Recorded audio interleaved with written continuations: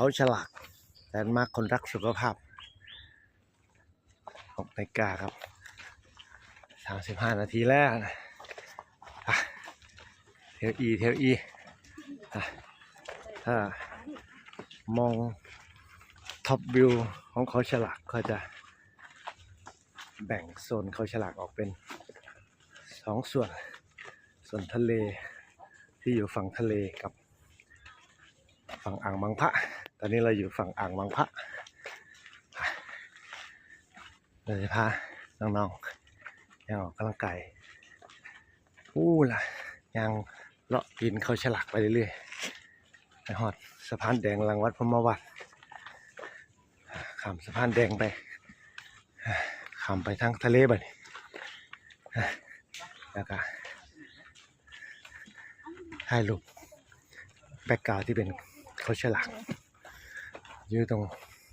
ที่เขาจัดคอนเสิร์ตเมื่อคืนนี้ละแล้วก็ย่างขึ้นมายอดเขาฉลากมาทำนาคาวันนี้ในโอกาสพิเศษน้องๆสวนไอออกกำลังกายและสุขภาพที่แข็งแรงสาวบ้านคล้องคือแข็งแรงเท่าแน่นอนเท่าแน่นอนไอ้กลับบ้านวันนึงหันกันแลนพันบ้านอยู่ด้วยไปสวนของต่อตั้งเห็นบ้านน้อยอยู่